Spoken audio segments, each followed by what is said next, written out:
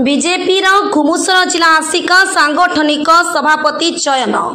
हिंजलिकाटू श्यामलाई मंदिर में आयोजित सांबादिक सम्मेलन में बीजेपी घुमुसर जिला आसिका सांगठनिक सभापति चयन करा जायछि।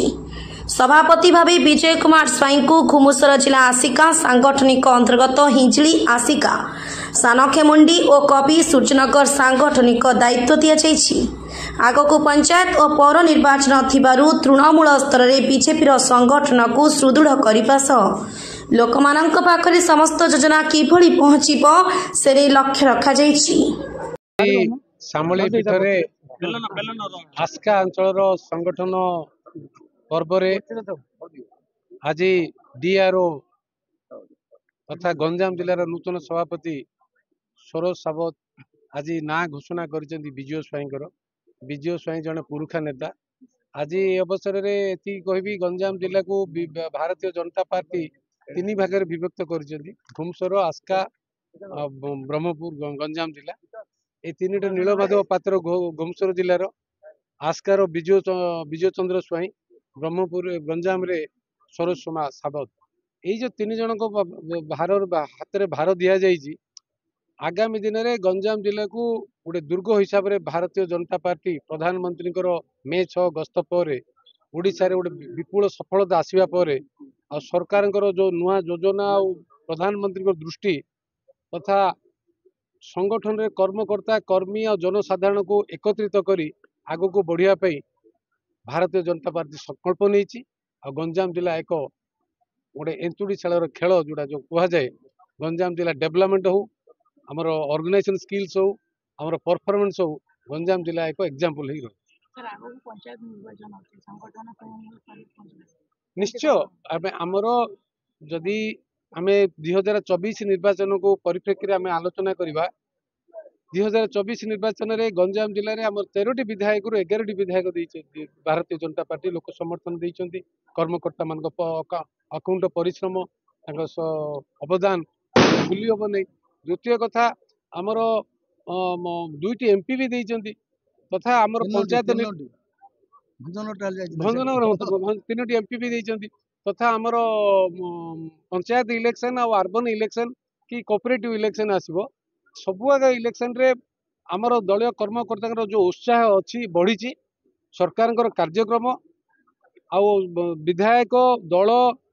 सरकार माने जो माने कर्मकर्ता मान उभय जनसाधारण पाखे पहुँचले आम निश्चय सफलतार सहित आसंता निर्वाचन जो आसुवा निर्वाचन को भलरे लड़वा। आगामी दिन में गंजाम दुर्ग करवा बड़गा जी अच्छा समस्त मो प्रति विश्वास आस्था ये सब दृष्टि मत भारतीय जनता पार्टी आज जिला सभापति भाव निर्वाचित कर आम जिलार समस्त सांसद विधायक प्रत्यक्ष एवं परोक्ष भाव में मत सहयोग एवं सहानुभूति जन जिलार समस्त मंडल सभापति मंडल प्रतिनिधि समस्त मो प्रति से सदा आंतरिकता मोर शुभेच्छा जनाऊँ। विरोधी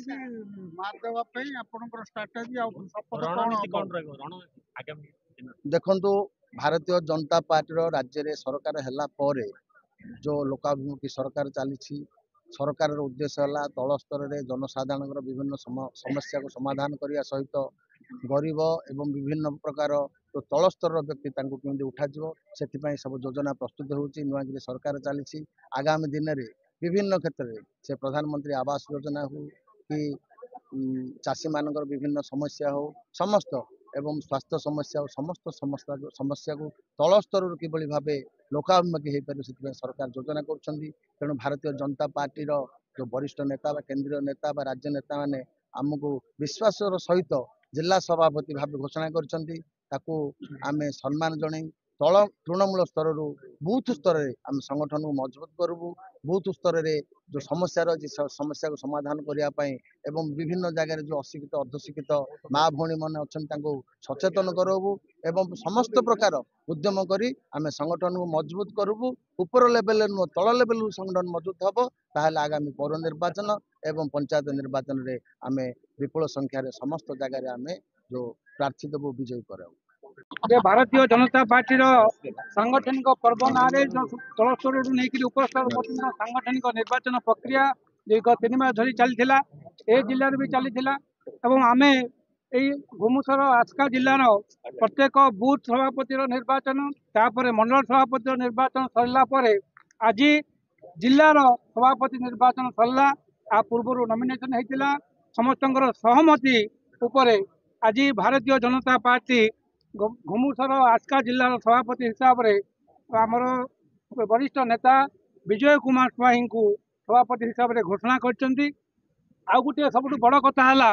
विजय स्वाई बोधे ओडिशार प्रथम सभापति हेबे जी कि 2टी जिले में सभापति होते सी आ पूर्वर गंजाम जिलार सभापति भी थे तापर एठू थे आ पूर्व से कार्यकारी सभापति